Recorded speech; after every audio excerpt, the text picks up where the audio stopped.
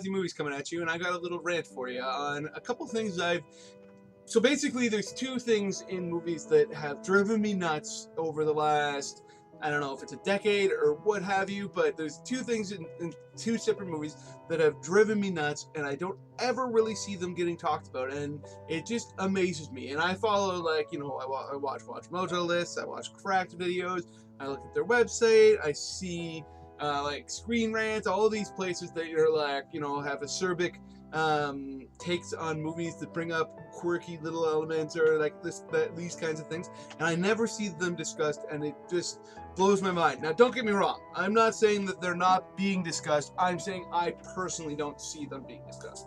So I don't want to see in the comments below all kinds of links to, like, hey, you idiot, look, this is where they discuss that here, and here.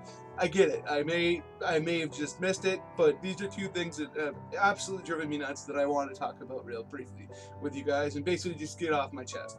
One is from a movie I actually quite enjoy, and the other is from a movie that I think is god awful. So the one from a movie I actually quite enjoy is from the Harry Potter series. I believe it's Prisoners of Azkaban. Correct me if I'm wrong down below. But in the one movie where they're trying to figure out who a werewolf is, and they seem to all be mystified, and it's a fairly well written movie for the most part, and it's a very well directed movie, and a lot of people actually talk about it as being their favorite, but the person who ends up being the werewolf is so frustrating to me, because they actually have the person who's the werewolf is Professor Lupin. And obviously Lupine, wolf, dog, like, come on, like, could you be any more on the nose than that? Sounded like Chandler from Friends there for a second, but it just drove me nuts. The entire time they're like, ooh, who could the werewolf be? I was like, could it be the guy who's named Lupin? And if it is, that's really dumb. And it turns out to be. If there had been a whole misdirect and the guy who had a wolf or dog style name turned out to not be the werewolf, I would have thought it was kind of stupid, but not that stupid. But the fact that the guy with the wolf name is the werewolf and nobody says anything about that. I mean, don't get me wrong. In real life, if there was a werewolf, I wouldn't look at a guy and be like, hey, wait a second, your name is kind of wolfish. Are you the werewolf? I mean, frankly, I'd probably be like, there's no such thing as a werewolf. That's a movie. What are you talking about? But at the same time, this is like the world of Harry Potter, where things are, the bad guys are Slytherin, and the things are pretty on the nose. And that name just drives me absolutely nuts.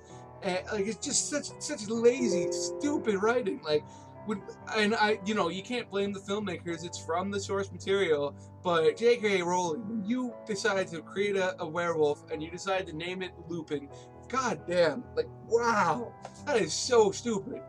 And then the other thing is from the last Transformers movie, the one with Mark Wahlberg in it. I want to say Age of Extinction, but it could be any of the other ones. I know it's not Revenge of the Fallen, so I'm pretty sure it's Age of Extinction, and some stupid, vaguely techish sounding name. A bad movie overall, in my opinion. I really like the first Transformers movie, but I've thought ever since that they've been crap. But there is a scene in that movie where I literally saw it, and I didn't see that movie in the theater because I just liked the other two so much beforehand that I just didn't bother to go see it. But when I was watching it and it happened, I was like, click. Did that really just happen? And if you've seen the movie, I hope to God you had a similar reaction. I don't understand how you could watch this moment and just be like, oh, okay.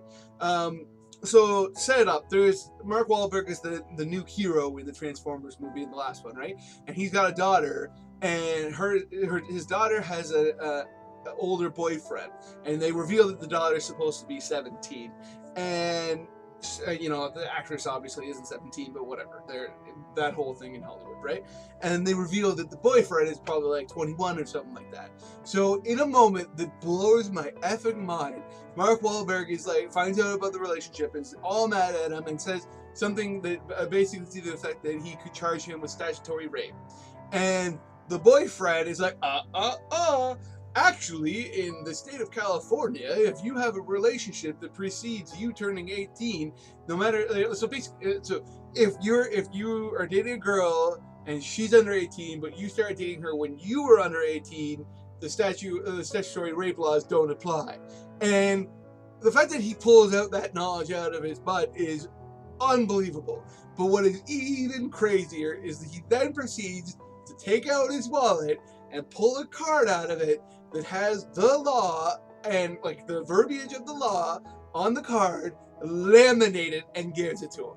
Like I am oh my god, if I was like, I have a daughter, and if she dates an older guy and he pulls out a card that explains to me why he is allowed to have sex with her when she's underage, I am going to never stop punching that person. And the rest of the movie, they get along just fine. And on it, like whoever wrote that moment, and you know as well as I do, like I could tell you, I can look up who the writers are officially, but you know, with these huge movies as well as I do, there's like 13 different writers, and the producers get this, you know, all that. Like it's not like an indie movie where the writer is the writer. So whoever put that scene in there, and all of the people who were like, "Yep, that makes perfect sense. Let's add that in the middle of our giant robots fighting each other movie. Yes, let's have the scene where the statutory rape is explained as being perfectly legal." My lord, like, wow, so stupid, so ridiculous, just blows my effing mind. If you haven't seen this movie, find it and just watch up until that scene and then cut it off and tell me what you think below. Because my god, seriously, if you're a father and you have a daughter and your daughter has a boyfriend who hands you a card that he went to the bother of laminating so he can have sex with your underage daughter, in my book, you have free reign to never stop punching that man. And my god. So those are my two little rants. If you saw either of those movies and this never occurred to you, let me know. If you saw those movies and were like scratching your head and being like, my lord, let me know. If you haven't seen those movies and you watch this video and you're like, dear lord, that actually happened, let me know. And please, please, please subscribe down below. Click that button. I absolutely love new subscribers. So have a nice day.